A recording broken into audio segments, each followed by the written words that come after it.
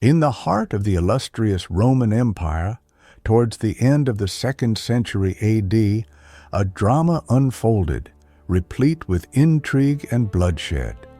The Palatine Hill, crowned with marble palaces, basked in the sun's rays, a symbol of a power stretching from the scorching sands of Arabia to the misty shores of Britannia.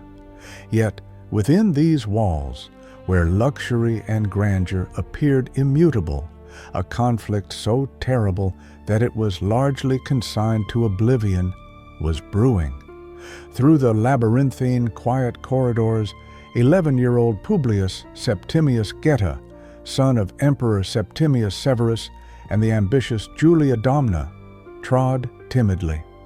He was accompanied by his elder brother, Marcus Aurelius Antoninus, better known as Caracalla, who carried himself with defiant rudeness and arrogance.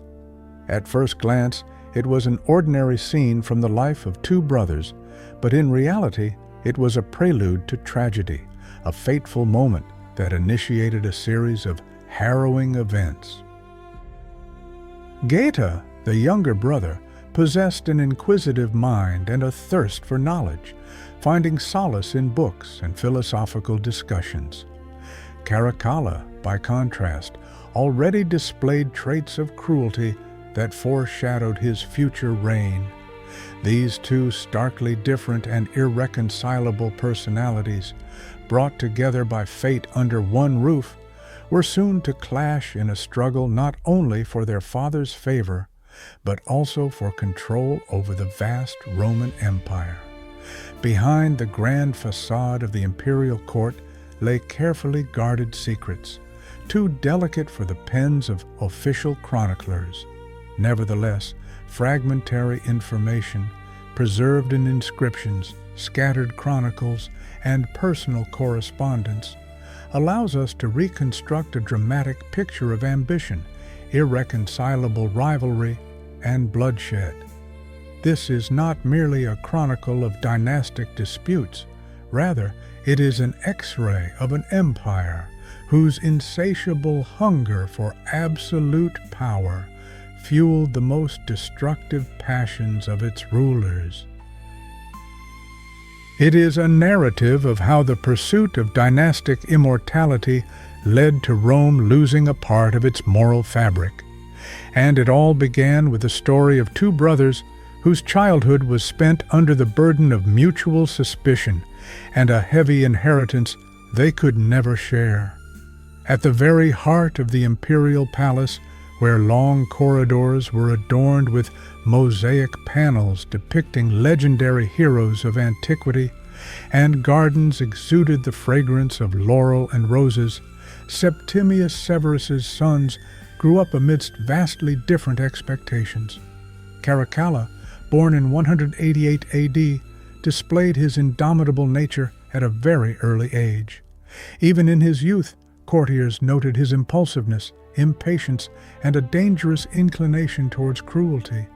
He found no pleasure in innocent childhood games, preferring exercises with wooden weapons, mock battles, and any activity that allowed him to feel superior to others. Military instructors, impressed by his discipline, treated him as a true soldier, albeit in miniature. Geta, born just a year after his brother, seemed to belong to an entirely different world.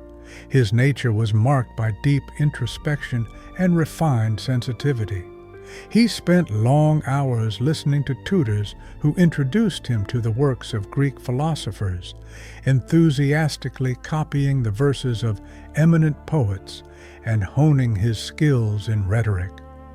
While Caracalla sought glory on the battlefield, Geta found true satisfaction in intellectual discussions and the tranquil atmosphere of books.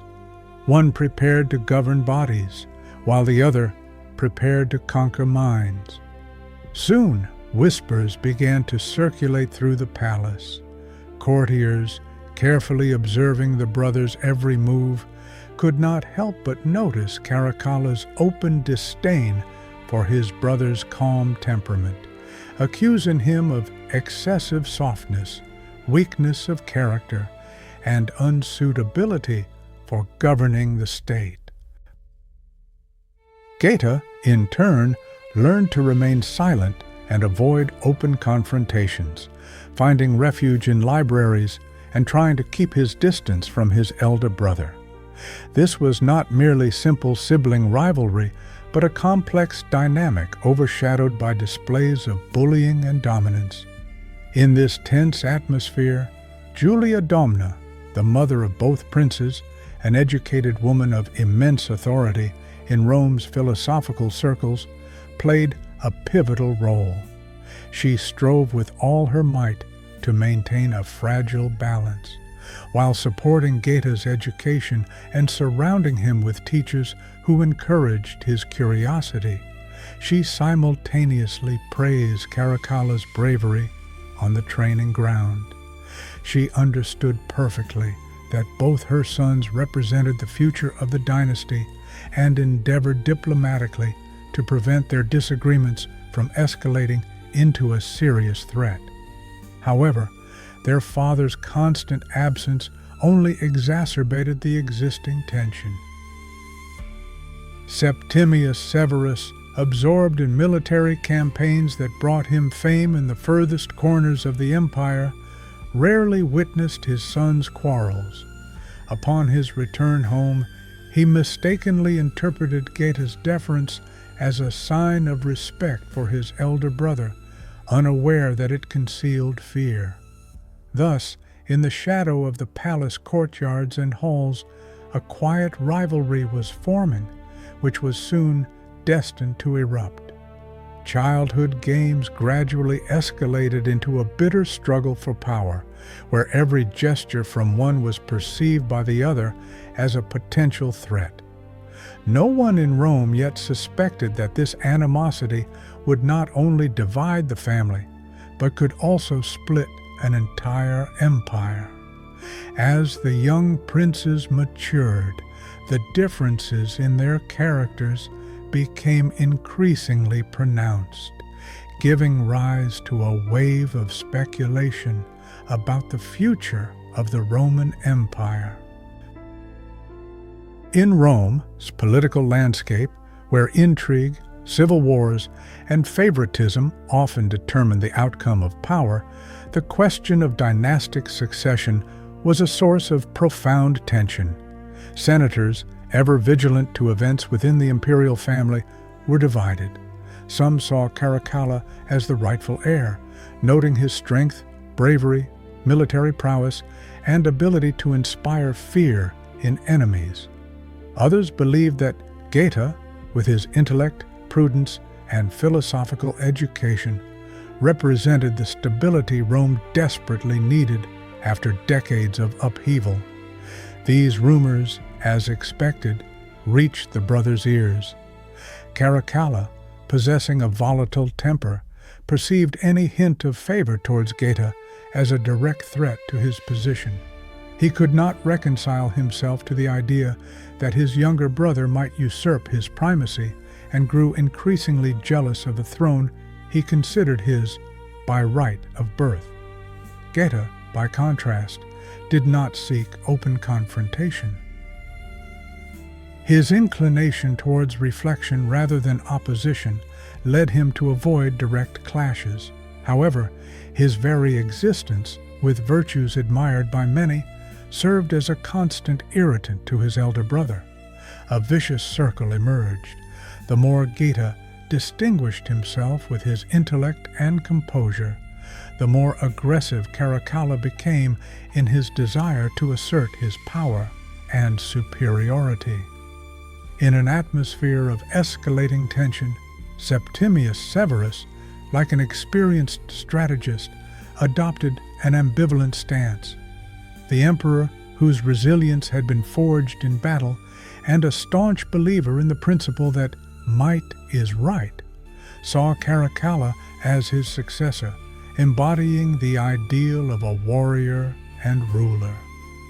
However, he could not ignore Geta's merits, whose analytical mind and deep understanding of political processes recalled the wisdom of great philosopher-emperors.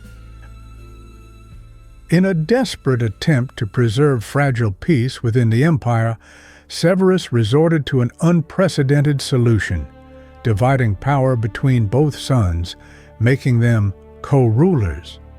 This idea, seemingly a reasonable compromise at first glance, in fact only exacerbated the existing chasm between the brothers. For Caracalla, it was tantamount to a veiled threat to his sole authority. He would have to share his absolute control over the empire with a brother for whom he felt deep antipathy. Geta, in turn, perceived this offer as recognition of his importance, but simultaneously realized that he was becoming a target for his brother's insatiable malice. Thus, the seed of tragedy was sown. Rome stood on the precipice of a future where the rivalry of two brothers would cease to be a personal matter and escalate into a large-scale power struggle, drawing the Senate, the army, and millions of subjects into its vortex, portending an inevitable conflict. In 211 AD, the Roman Empire found itself at a crossroads, and the fates of two imperial princes were tragically intertwined. Septimius Severus, who had ruled Rome with an iron fist for nearly 2 decades, died in Eboracum, now known as York, during a military campaign aimed at pacifying the rebellious northern tribes. The gravely ill and exhausted emperor had taken both his sons, Caracalla and Geta, on this expedition, wishing to immerse them in the harsh realities of commanding an army on the empire's frontiers. News of Severus's demise swept across the vast expanse of Rome like an electric shock. A leader who had managed to unite the empire after long years of bloody civil wars had passed away, a man characterized by severity, pragmatism, and an unwavering belief that power could only be maintained through military might and strict discipline. However, Severus's most dangerous legacy was not his glorious conquests, but the political testament he bequeathed to his sons. According to chroniclers such as Cassius Dio, on his deathbed Severus uttered words that became a chilling prophecy: "Be united, enrich the soldiers lavishly, and pay no heed to the rest." This advice was steeped in cynicism and cold calculation, unity between the brothers as a guarantee of stability, generosity towards the army as a means of securing loyalty, and disregard for the civilian elite to avoid intrigues and conspiracies. The tragedy was that any accord between Caracalla and Geta was merely a fleeting illusion, destined for inevitable collapse. By the will of the deceased emperor, both heirs were solemnly proclaimed co-emperors, a decision that seemingly guaranteed a smooth transition of power within the dynasty. However, this resolution carried within it the seed of future discord for the entire Roman Empire. Caracalla and Geta, vested with the title of Augustus, arrayed in imperial purple and surrounded by official rituals, outwardly demonstrated unity. Yet, behind this facade, the brothers began to independently establish their own centers of power and influence. The army, the cornerstone of the empire, became the first arena of their rivalry. Soldiers, impressed by Caracalla's stern demeanor and military talent, saw in him a born commander. Geta, less charismatic in military matters, attracted officers who valued his prudence and diplomatic abilities in provincial administration. The Senate, in turn, divided into opposing factions. Some advocated for the stability Geta embodied, while others gambled on Caracalla's strength and decisiveness. Even daily life in the palace reflected this deep schism. The brothers, unable to coexist peacefully, divided their quarters on the Palatine, reportedly erecting temporary walls to avoid unwanted encounters. The governance of Rome effectively transformed into two separate courts, coexisting under one roof. In this complex environment, Julia Domna, their mother, attempted to quell the impending storm. As an Augusta and influential advisor, she acted as a mediator, striving for a harmony that eluded her. She recognized that the animosity between her sons could plunge the entire empire into chaos, but neither her wisdom nor experience could halt the hatred that had taken root in their hearts since childhood. Severus's legacy, intended to unite the imperial family, had become a deadly trap. Rome, previously governed by a strong and centralized emperor, now found itself under the sway of two brothers incapable of trusting each other. And, as so often happened in Roman history, this tension could only be resolved by bloodshed. Following Septimius Severus's death, the Roman Empire entered an unprecedented era. For the first time, supreme power was divided between two Augusti, Caracalla and Geta, who formerly ruled together but were in reality irreconcilable enemies. This duo, conceived as a guarantor of stability, instead brought about an atmosphere of constant suspicion and intrigue. Every political decision, every speech in the Senate, every imperial decree became a battleground where the brothers fought for dominance. The imperial court transformed into an arena of discord. Caracalla, with his explosive temper and charisma as a military commander, relied on the army and the loyalty of the Praetorian Guard, a force capable of both elevating and deposing emperors. Geta, more reserved and calculating, sought support from the civil administration, intellectuals, and senators, who saw in him a more rational and stable ruler. Tension reached its peak. According to Herodian, the brothers avoided dining and ceremonies together. Their rare public appearances were accompanied by displays of contempt for one another. Within the palace, physical separation became a symbol of their animosity. Erected walls between their chambers vividly reflected the political schism that gripped the entire empire. The Roman populace, keenly sensitive to the signals emanating from power, observed this confrontation with growing apprehension. The streets of Rome and distant provinces were filled with rumors about which brother was the true emperor who could ensure peace and prosperity. Imperial officials, caught between two fires, were forced to choose sides, understanding that supporting one automatically made them enemies of the other. Attempts at reconciliation were made repeatedly. Julia Domna, the empress mother, who had accompanied her husband in military campaigns and political life, played a particularly significant role in this. She desperately tried to maintain peace between her sons, arranged private meetings, attempted to soften Caracalla as temper, and reminded Geta of the necessity of agreement. But her efforts proved futile. The hatred between the brothers was too deep, and the very idea of sharing power was unacceptable to both. The situation became unbearable. Each brother began to devise plans to eliminate his rival. Caracalla, his supporters proposed a swift and brutal strike to permanently consolidate his power. Geta, as advisors, recommended that he defend himself, surround himself with guards, and await the opportune moment to tip the scales in his favor. The entire Roman Empire was drawn into an atmosphere of conspiracy, and it seemed that blood was about to spill in the palace corridors. An empire spanning 3 continents found itself at the mercy of 2 men incapable of even sharing a single table.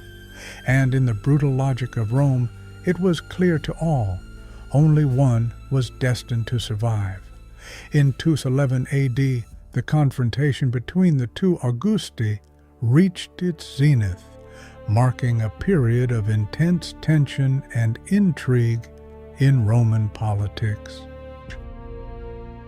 After long months of irreconcilable animosity, where every step taken by the brothers was imbued with a spirit of rivalry, Rome held its breath, awaiting the decisive moment. In the eyes of the people, Caracalla and Geta appeared as 2 predatory beasts forced to share a single cage, and it was evident that such coexistence could not endure indefinitely. Caracalla, convinced of the necessity of eliminating his brother as the only way to retain power, meticulously devised a cunning plan.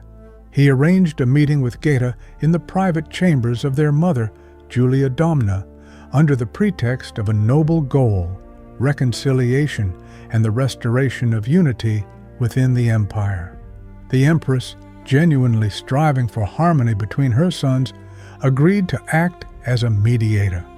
However, what was intended as peaceful negotiations turned into a deadly trap. When Geta, trusting his mother's authority and accompanied by only a few servants, entered the hall, he was immediately surrounded by guards loyal to Caracalla. The scene, recorded in the works of Herodian and Cassius Dio, is one of the most brutal in the history of the Roman Empire.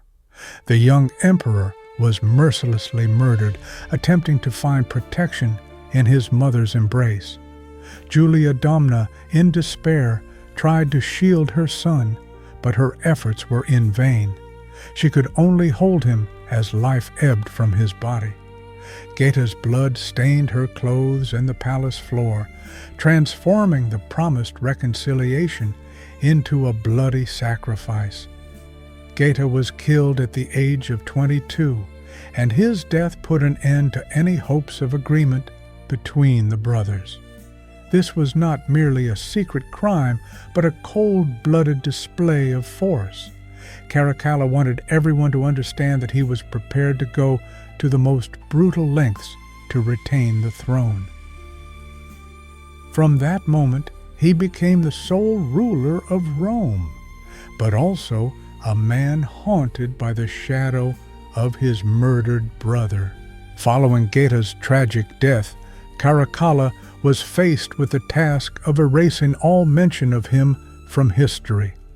The emperor launched one of the most extensive damnatio memoriae campaigns Rome had ever witnessed. Geta's name and image were ruthlessly removed from inscriptions, statues, and monuments. Official acts were altered, coins were melted down, and images on frescoes and mosaics were destroyed or replaced with new ones. The objective of this unprecedented action was clear: to create the impression that the younger Severus had never existed. The repressions that followed the murder were particularly brutal.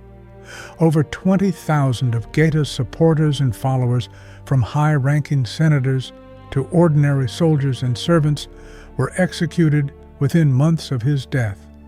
This bloody purge was intended to quash any attempts to challenge the legitimacy of the new emperor's rule. However, violence proved incapable of erasing the memory of what had transpired. The echo of the fratricide was forever etched into the collective memory of the people.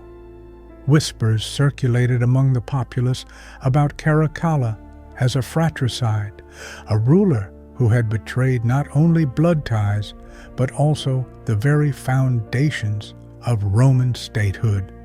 And although the stones remained silent, chroniclers and witnesses preserved the memory of the tragedy. The palace, the site of a horrific atrocity, remained forever in the memory of Romans as a symbol that the empire was ruled by a man willing to sacrifice his own brother for boundless power.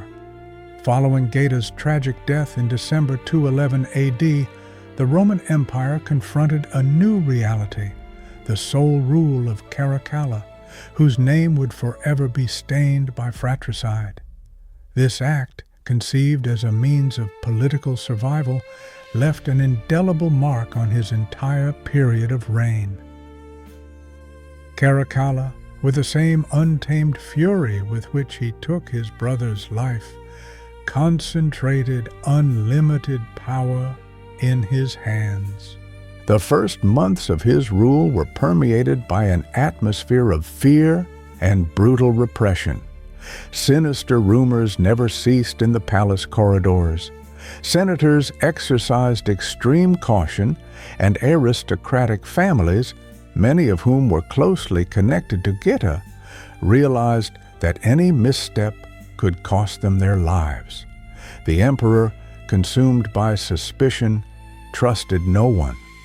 Julia Domna, his mother, continued to hold an important position at court, but their relationship was forever overshadowed by the tragedy. Having witnessed the fratricide occur literally before her eyes, she became the living embodiment of Rome's most painful wound. Although Caracalla continued to value her advice, their communication was filled with silence, guilt, and mutual resentment. In the political sphere, Caracalla demonstrated pragmatism. He understood that Geta's murder had left deep scars and that terror alone was insufficient to consolidate his power. In 212 AD, he issued the famous Constitutio Antoniniana, granting Roman citizenship to all free men of the empire. This step was presented as an act of inclusivity and a pursuit of unity, but it also served fiscal purposes, significantly expanding the tax base. At the same time, Caracalla sought to emulate Alexander the Great.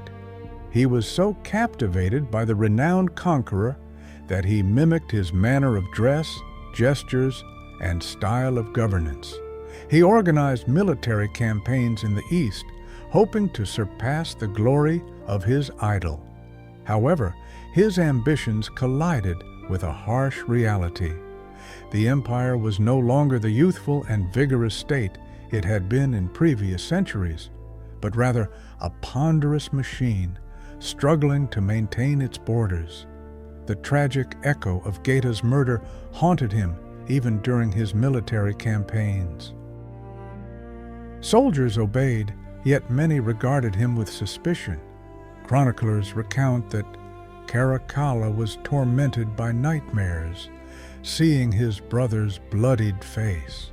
Rumors circulated that he avoided sleeping in the rooms where Geta had spent his childhood, as if fearing his spirit still lingered in the palace. This act of fratricide became not merely a political triumph, but an invisible burden, weighing on his existence until his dying day, an eternal nightmare. The emperor attempted to silence these specters through ambitious construction projects and public works. Notably, the Baths of Caracalla stood out, a colossal complex that became a symbol of his reign. These imperial baths, capable of accommodating thousands of citizens, combined luxury, advanced engineering solutions, and political propaganda. Through these structures, Caracalla aimed to present himself to the people as a benefactor, a man who, despite the brutality of his ascent to power, was capable of bestowing greatness upon Rome. Yet, behind this magnificence, violence continued to lurk. His paranoia led to the executions of thousands, from generals who aroused suspicion to ordinary citizens accused of treason. The shadow of fratricide left a deep wound in his soul. To protect himself from real and imagined enemies, he responded with blood for blood. In the eyes of the Senate and the people, Caracalla was an emperor more feared than loved. Some remembered him as a merciless warrior, others as a tyrant, but all agreed that Geta's murder was a turning point. Rome was no longer ruled by a legitimate heir, but by a man who had ascended the throne by committing the most heinous crime, the murder of his own brother.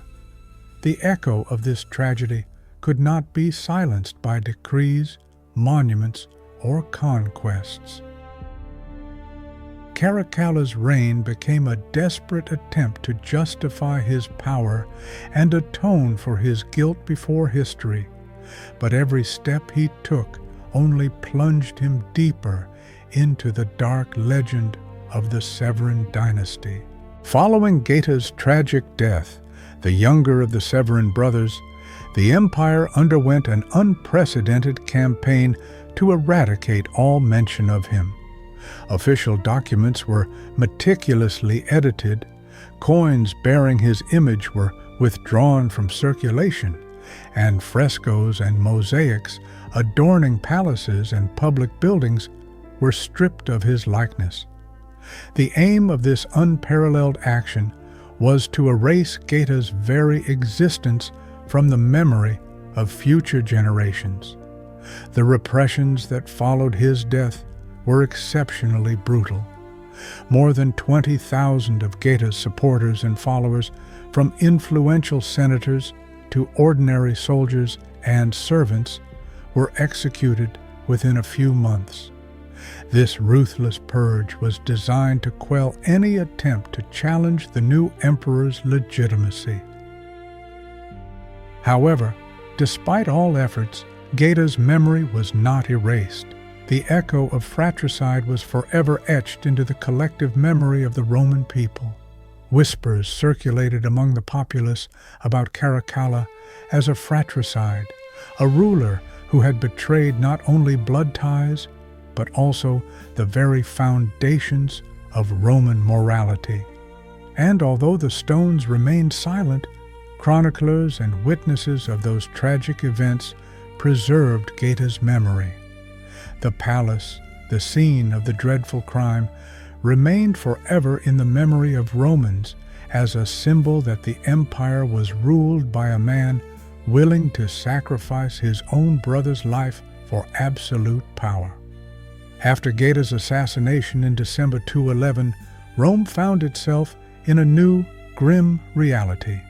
The empire was in the hands of one man, Caracalla, whose name was stained with his brother's blood.